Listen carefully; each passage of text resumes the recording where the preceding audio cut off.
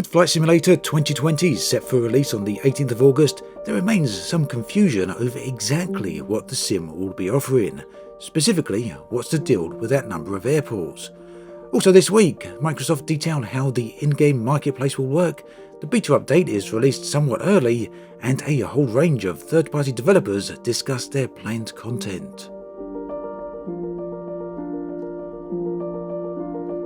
Let's talk about those airports then. There's been some uncertainty about exactly what is going to be available in the sim.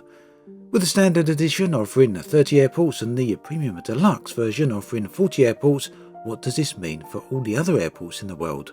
Well, the fact is, Flight Simulator will actually have every single airport in the world. That's close to 37,000 different individual airports, which includes everything from the major airports all the way down to local grass airfields. So, what's going on here? Well, broadly speaking, there are three different methods that have been used for creating airports. These techniques vary in complexity, with the more detailed airports taking by far the longest to create.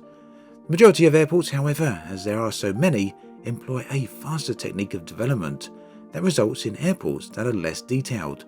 First then, let's take a quick look at how most of the world's airports have been created. The big selling point for Microsoft Flight Simulator is that so much of the world has been created from satellite and aerial photography, and this is also true for airports. Asobo manually traced the outline of airports and runways to help their game engine understand where airports are located. They also manually indicate taxiways and parking locations. The surface for the environments are defined accordingly, such as grass, dirt, concrete, and so on. The buildings for these airports are then computer generated to speed up the creation time. These 37,000 airports then, theoretically at least, should be pretty accurate to their real-world counterparts. However, quite understandably, hundreds of work hours has not been spent on each of these tens of thousands of airports individually. And this is where the second method of airport creation comes in. Asobo choose 80 of the most active airports around the world and spent more time manually editing and enhancing them, so these ones should be far better than the others. And finally, the third type of airports are the highly detailed, handcrafted airports. And these ones will match their real-world counterparts to a high degree. It is these detailed, handcrafted airports that Microsoft are referring to with the three different editions of the sim. The standard edition will include 30 handcrafted airports, Deluxe will have 35, whilst Premium Edition, Premium Deluxe will have 40 handcrafted airports. An example of a high-detailed airport that will only be available in the Premium Edition is Heathrow Airport in London. Now, Heathrow, of course, will be available in all three editions of the sim, however, only in the Premium Edition will it be high-detailed and handcrafted. In the other two editions, it will be far more generic. Overall then, Microsoft have handcrafted these accurate recreations of some of the most spectacular airports around the world. Some of these airports are very large, such as John F. Kennedy International, and some are smaller, such as Courchevel and Sedona. A list of all the handcrafted, high-detailed airports can be found in the video description. Over the course of development, Microsoft have provided the occasional glimpse into the sim's menus and the UI. In episode 7 of the Discovery series on multiplayer, we're going to look at what appears to be the main menu. Right at the top is an interesting tab called Marketplace. This week, Microsoft went into some detail on exactly what the Marketplace is and how it will work. So the bottom line is that this is a storefront for third-party content.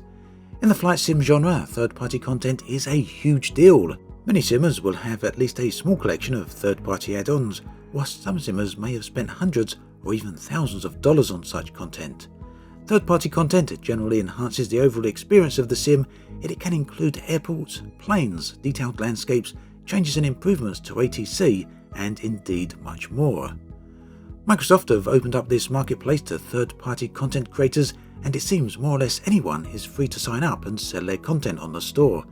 Applications, of course, will be vetted and verified, and for those who actually make the cut, they will be free to sell their content at a price they set themselves.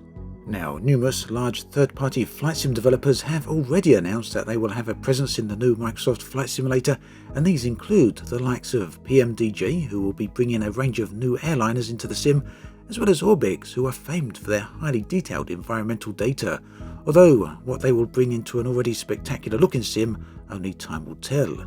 Now, regarding the marketplace, I suspect there will be a degree of surprise from gamers out there who are generally not enamoured with in-game marketplaces. For regular simmers though, this will likely be a welcome addition, as it will be basically smooth the process of being able to access and install new content. A physical copy of Microsoft Flight Simulator will be available for those who want it. This will come in 2 different editions. Now, as the sim is rather on the large size, requiring 150 GB of hard drive space, the physical copy will naturally require a lot of storage. It therefore will come on 10 dual-layer DVDs and is being produced by publisher Aerosoft in a deal with Microsoft. In addition to the DVDs, it will also come with a printed manual, which in this day and age is a surprise and very much a welcome one.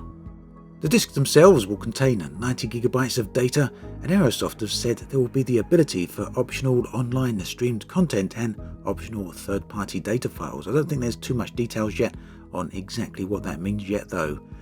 The discs will also contain all the game world files aside from whatever Asobo update between the disc's creation and the final release of the sim, so it's likely installing from DVD will reduce the download times pretty significantly. In terms of pricing, the standard box edition is €69 and the premium version is €129. In a surprising move this week, Microsoft have released the beta update to current alpha backers. This means that they are now testing the beta a full 2 weeks before what was originally planned. Whilst this means that Alpha version 5, which was previously being tested, was only available for just 1 week, it also means that beta will now be tested fully for a month, rather than just the originally planned 2 weeks.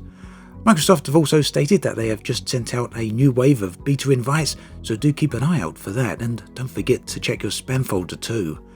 As for what is included in the beta, Microsoft did not reveal. If I were to speculate though, I would say it seems very likely that this close to release, testers very likely have access to a release candidate that just needs fixing and polishing. Speculation of course, and probably we'll never know, but release really isn't too far away. That then brings us to an end of this video. As always, thanks for watching, and I'll catch you guys and girls next time.